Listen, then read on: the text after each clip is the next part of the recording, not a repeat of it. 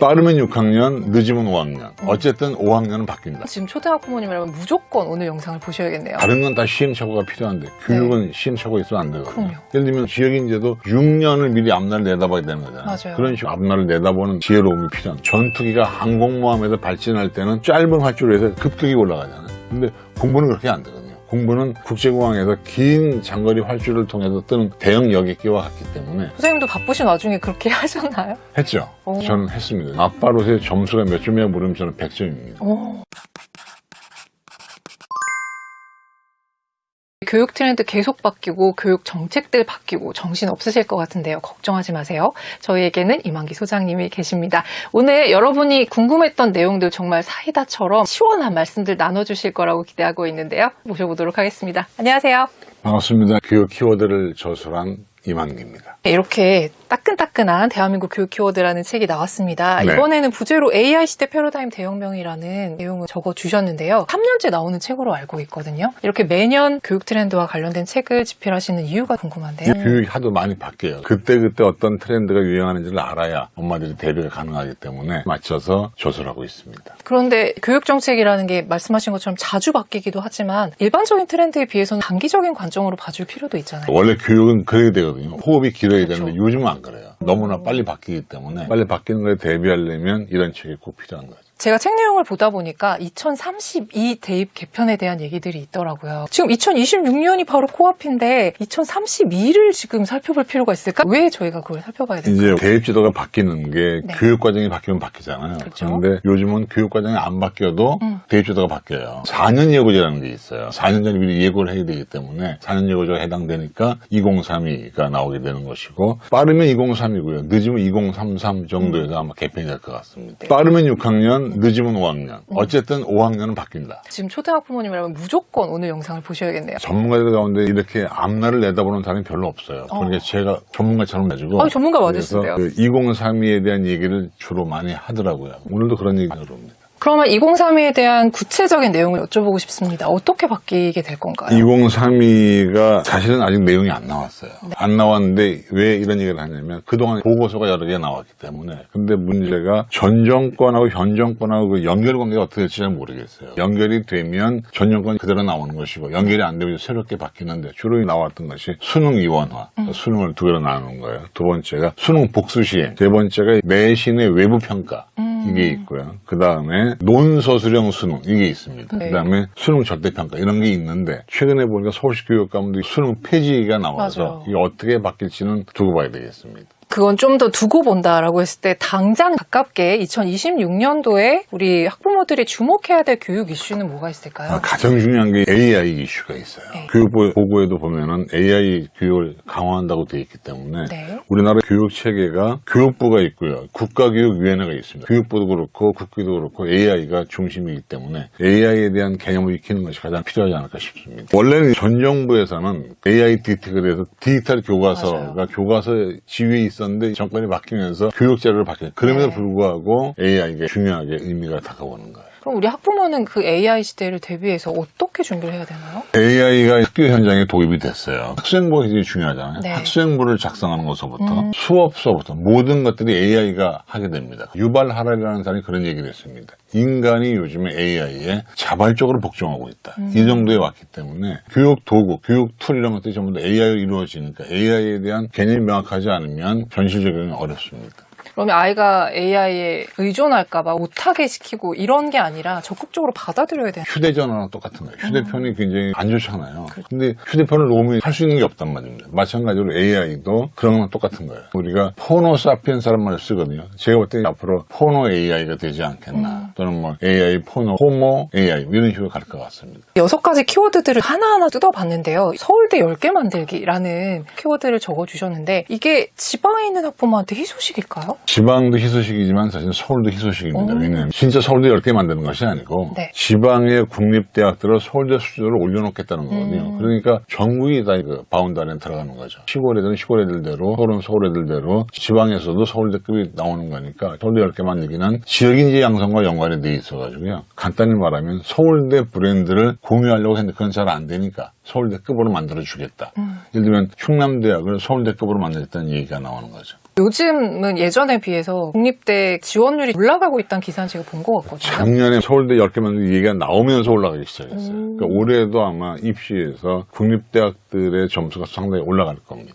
그러면 2032년 대입 개편을 바라보고 있는 초등학부모님들은 앞으로 그렇게 변할 거니까 우리 아이의 현실적인 목표를 국립대로 두고 도전해도 괜찮을까요? 그럴 수 있을 것 같기는 한데 네. 문제가 요즘에 애들을 많이 안 낳잖아요. 맞아요. 그러다 보니까 소황제가 돼가지고 교육을 하다 보니까 꿈이 지방 국립대학에서 넘어서는 거죠. 우리는 서울대 보낼까라는 욕심이 생기기 때문에 아마 네. 그 오히려. 10개만 있음에도 불구하고 네. 시원한 입시가 되지 않겠나 생각하고 있습니다. 그럼 오히려 더 편해지고 뭐 우리 지역에서 좋은 학교 보내면 되지가 아니라 오히려 더 치열해질 수 있다. 양분은 될 것 같아요. 그렇게 맘먹는 어머니도 계실 거고 네. 욕심내는 어머니도 있을 거니까 결국 아이의 실력이 모든 걸 좌우하게 되겠죠. 그러면 지금 학군지로 몰리는 추세는 앞으로도 지속될 것이다. 저는 그렇게 봐요. 왜냐하면 아무리 경제가 어려워도 놀러 가는 사람 놀러 가잖아요. 그쵸. 그런 것처럼 빈익부 부익부가 더 커지면서 교육도 그렇게 되지 않을까 싶습니다. 글로컬 대학 이거 뉴스에서 자주 보는데 생소하신 분들 되게 많으시거든요. 이 글로컬 대학이 뭐고 여기 진학하는 거는 어떤 장점이 있을까요?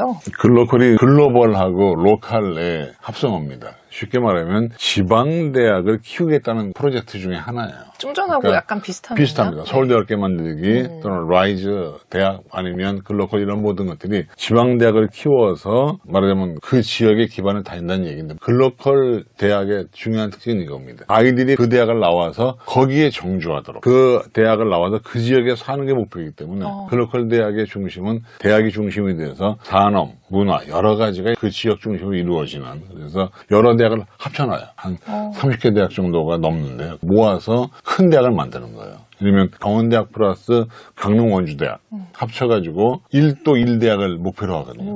그러니까 굉장히 대학의 규모가 커지는 거죠.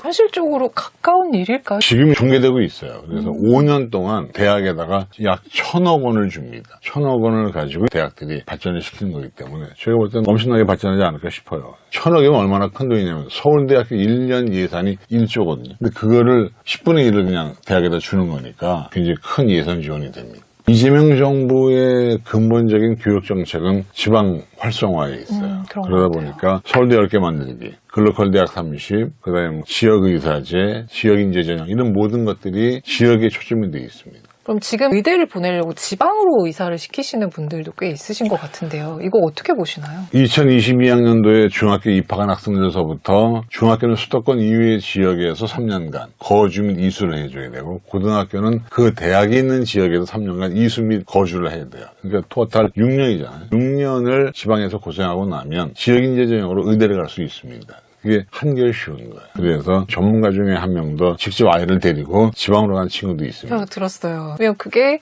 전략적으로는 훌륭한 선택일 수 있다. 근데 이제 엄마나 아빠의 희생이 담보가 돼야 돼요. 그렇죠. 자식을 위해서 희생을 하는 건데 그렇게 하면 지역인재는 상당히 유리해요.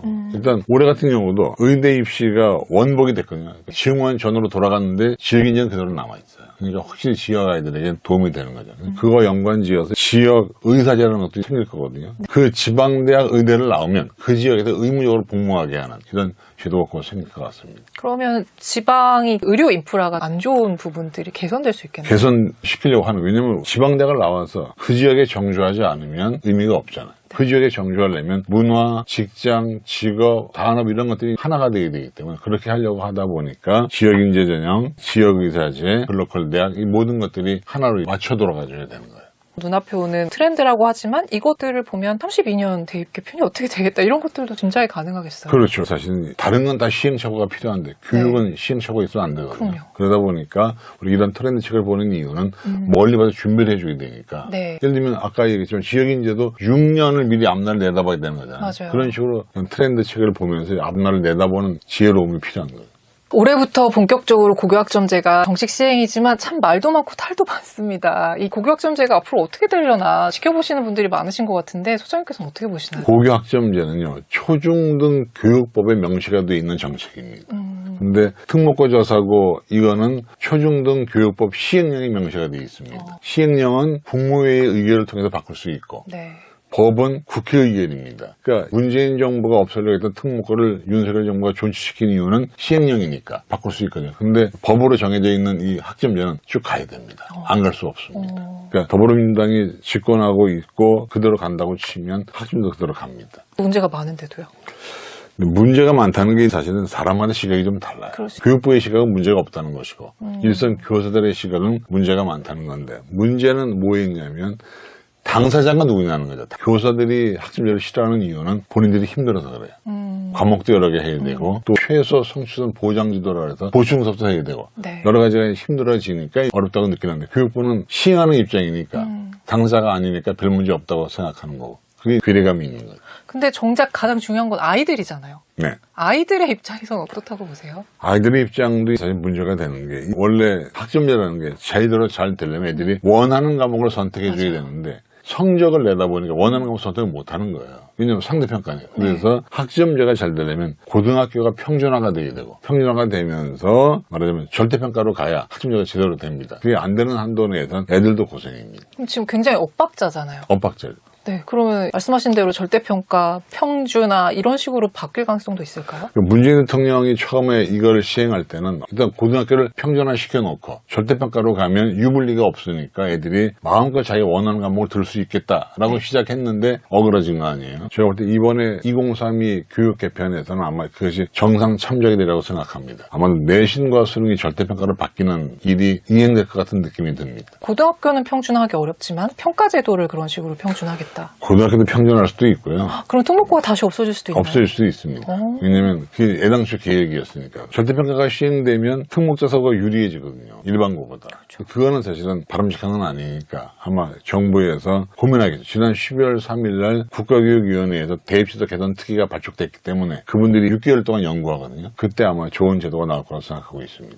그러면 지금 짐작하고 계신 건 있으실까요? 그중에 7명을 제가 아는 분들. 아, 네. 근데 그분들의 생각을 평소에 들을 때는 네. 수능 내신 절대평가 될 것 같아요. 될 것 같습니다. 그러면 미리부터 선행을 하고 이렇게 준비하는 게 흔들리거나 그러니까 선행학습을 안 시키고 싶어 하는 거죠, 정부는. 네, 그리고 네. 4세고시, 7세고시 이런 걸 없애고 네, 싶어 하는 네. 게 있거든요. 그런 길을 흘러간다고 치면은 제가 볼 때는 없앨 것도 같은 느낌이 드는데 일단 아마 절대평가라고 하는 그 물결은 거슬리지 못할 것 같아요. 그럼 아이들 입장에서는 공부하기가 편해질까요? 공부는요. 네. 편하고 안 편하고 없죠. 사실은 공부라고 하는 건 제가 쭉 애들 지도해 보면 잘하면 좋은 데 가는 거예요. 네. 그러니까 제도가 어떻게 바뀌냐에 신경 쓰지 말고 그냥 국수형 사고를 철저하게 하면 좋은 데 간다 저는 생각하고 있습니다. 어떻게 바뀌든. 우리가 사실은 메뉴가 뭐든지 간에 배불리 먹으면 영양가로 가는 거잖아요. 네. 마찬가지로 저는 그래요. 공부라고 하는 건 전투기가 항공모함에서 발진할 때는 짧은 활주로에서 급격히 올라가잖아요. 근데 공부는 그렇게 안 되거든요. 공부는 국제공항에서 긴 장거리 활주를 통해서 뜨는 대형 여객기와 같기 때문에 조급해하면 안 되고 멀리 바라보면서 차근차근 해나가면 될 것 같습니다. 지금 이 영상을 보시는 분들이 와 저렇게 많이 변한다고 장기적인 관점에서 봐야겠네 생각들이 많으실 텐데 정작 중요한 건 그래서 지금 어떻게 대비를 해줘야 되냐 이거잖아요. 학습과 관련해서 좀 전에 살짝 말씀해 주시긴 했는데 조금 더 자세하게 어떤 걸 준비해야 될지. 초등학생들 어머님들이 이걸 많이 볼 터인데 초등학생 때는 놀려라라고 얘기하고 싶은데 현실이 그렇게 안 되기 때문에 그렇게 얘기 못해요. 중요한 사실은 기본기가 잘 돼야 되잖아요. 과목을 막론하고 간에 지금 초등학생들이 가장 필요한 것은 어휘력 문해력이다. 사회면 사회, 과학이면 과학, 영어면 영어, 국어면 국어에 각기 교과목에 나오는 개념어에 대한 문해력을 길러주는 게 지금 제일 중요하다고 보기 때문에 사실 단어 외우는 거 별거 아니야. 그렇지만 그 단어 외우는 게 앞으로 중고등학교 공부에서의 가장 기본기가 됩니다. 어머님들이 용기를 내서 과감하게 애들을 지도를 잘 하셔가지고 어휘력을 길렀으면 좋겠다. 어휘력이 가장 모든 공부의 기본이에요. 대입이 뭐 수능이 이원화가 되건 아니면 논소설형으로 가든지 간에 기본적으로는 어휘력이 문해력이니까. 근데 문해력은 두 가지가 있습니다. 흔히 리터러시라고 그러는데 그중에 일반적인 문해력이 있고 디지털 리터러시가 있어요. 그 두 가지를 동시에 병행해줘야 되는데 그거는 AI가 연관되어 있는 거죠. 그러면 입시 전문가시니까 조금 더 여쭤보고 싶은 게 굵직한 선택지가 눈앞에 있을 거예요. 초등학부모님이라면 고입이라던가 대입이라던가 좀 장기적이지만 하나의 선택에 따라서 우리 아이의 미래가 많이 바뀌지 않을까 이렇게 걱정하시는 그런 부분들 이걸 대비해서 부모가 어느 정도까지 준비를 해야 될지. 저는 잘 안 보는데 저희 집사람이 드라마를 잘 보는데 겨우서른이라는 중국 드라마가 있어요. 그 드라마에 보면 이런 대사가 나옵니다. 아이가 잘못돼서 그럴 때 우리는 나룻배가 되어서 아이를 강 저편까지 보내줘야 한다. 그게 부모의 역할이고 아이가 잘 돼서 만약에 큰 크루즈선의 선장이 된다고 하면 우리는 그 배에 구명보트가 돼서 애가 만약에 망했을 때 이 아이를 구해주는 게 부모의 임무다. 이런 얘기 그 드라마에 나오는데 그런 것처럼 우리가 부모가 되면 공부를 시켜야 되는데 공부시킬 때 중요한 점은 이겁니다. 애들하고 엄마들이 막 싸우잖아요. 왜 싸울까요? 싸우는 이유는 애와 엄마가 동갑내기 때문에 싸우는 거거든요. 우리가 보통 30살에 애를 낳는다고 치면 부모 나이는 1살입니다. 그래서 공부를 시킬 때 애를 끌고 간다는 느낌도 있지만 애와 함께 한다는 느낌이 굉장히 중요하거든요. 그러니까 공부할 때도 엄마도 같이, 책 볼 때도 엄마도 같이. 이 같이를 하는 게 제일 좋다고 봐요. 모든 공부는. 그래서 제일 안 좋은 건 이겁니다. 애한테 공부해. 하고 자기는 나는 솔로 보고 있으면 네. 안 되는 거죠. 그러니까 애가 공부할 땐 나도 같이 공부하는 그런 자세를 가지고 애를 다독이면서 공부해 주는 게 제일 중요한 자세라고 봐요. 워낙 소장님 바쁘신 분이니까 자녀분도 이미 다 성장하셨을 것 같은데 네. 소장님도 바쁘신 와중에 그렇게 하셨나요? 했죠. 오. 저는 했습니다. 아빠로서의 점수가 몇 점이냐 물으면 저는 100점입니다. 오. 왜냐하면 친절하죠. 네. 자상하죠. 돈 잘 벌어왔죠. 실력 있죠. 우와. 같이 공부했죠. 와. 네. 시험 때는 저는 안 올라갔습니다. 애랑 같이 공부했어요. 교과서 보면서 이렇게 질문도 해주고 했기 때문에 저는 100점짜리 아빠였거든요. 근데 모든 분들이 저를 따라할 수는 없습니다. 네. 속으로 지금 보면서 저런 얘기를 뻔뻔하게 합니다. 전 그렇게 했기 때문에. 네. 그래서 엄마들이 애랑 같이 공부했으면 좋겠다. 이 책을 읽으면 애한테 같이 읽히는 거예요. 같이. 제가 유튜브에 나와서 그런 얘기를 한번 한 적이 있습니다. 애는 신뢰와 믿음의 대상이 아니라 의심과 갈굼의 대상이라는 얘기를 한번 했는데 네. 저는 그게 진리라고 봐요. 엄마가 같이 해야 애를 갈굴 수 있고 엄마가 같이 해야 애를 다독일 수 있습니다. 진짜입니다. 자, 이거는 구독자 질문인데 여쭤볼게요. 입시가 하도 복잡하다 보니까 자신 없는 학부모님들이 너무 많으신 거예요. 그래서 현실적으로 부모가 어느 정도 알고 있어야 나중에 후회를 안 할까? 자세히 알면 도움은 되는데 몰라도 애만 공부 잘하면 별 문제 없습니다. 오. 그런데 애가 공부를 잘한다는 보장이 없기 때문에 엄마들이 무장을 해줘야 되는데 사실 엄마의 역할은 뭐냐면 일단 주방장. 네. 엄마는 주방장 역할이 있어요. 애를 잘 먹여야죠. 두 번째는 엄마는 운전기사 역할입니다. 학원을 라이드를 해줘야 되고. 세 번째 엄마는 매니저, 공부하는 매니저가 돼야 돼요. 네 번째 엄마는 정보수집가. 다섯 번째 엄마는 기도자, 애를 위해서 기도하고. 여섯 번째 엄마는 격려자입니다. 애가 잘하는지 격려해줘야 돼요. 마지막 엄마의 역할은 감독자입니다. 자신이 없다. 사실은 정보는 널려 있습니다. 맞아요. 어느 정도냐. 그냥 교집합에 나오는 정보 정도 알고 계시거나 아니면 이런 책, 트렌드 책을 보시면서 여기 나오는 정도만 알면 문제 없습니다. 디테일한 거는 사실은 담임선생님이 알고 학원선생님이 아는 거지. 엄마들이 그렇게까지 자세하게 할 필요는 없습니다. 제일 중요한 것은 제가 아까 얘기한 것처럼 모든 일 엄마랑 아이가 같이 했으면 좋겠다. 이걸 부탁드리고 싶어요. 두 번째는 엄마와 함께 하는 것이 문제가 아니라 아빠도 함께 했으면 좋겠다. 그래서 아빠와 엄마와 아이가 혼인일체가 되는 공부가 제일 좋은 거라고 생각하고요. 그 기본에 어휘력이 있다. 이렇게 생각하시면 됩니다. 오늘 소장님 말씀 들으시고서 이번에 쓰신 책도 너무 궁금하다 하시는 분들 많으실 것 같은데요. 저희가 책 나눔 이벤트 진행하고 있습니다. 오늘 소장님께서 나눠주신 여러 가지 말씀 중에서 중요한 키워드를 가지고 퀴즈를 낼 건데요. 그 퀴즈의 정답을 맞춰주시면 됩니다. 소장님 퀴즈 하나만 내주시죠. 쉽게 문제를 내겠습니다. 요즘에 오는 무슨 시대의 교육 패러다임입니까? 어떠한 시대? 요거의 답은 영어 철자로 두 글자인데요. 잘 모르시는 분들이 있으실 것 같아서 소장님이 말씀해주신 어느 부분 보시면은 힌트를 얻을 수 있다. 이렇게 시간 넣어드릴 테니까 더보기와 고정 댓글을 통해서 확인하시면 됩니다. 오늘 이렇게 시간 내주시고 좋은 말씀 나눠주셔서 너무 감사합니다. 수고하셨습니다. 고맙습니다.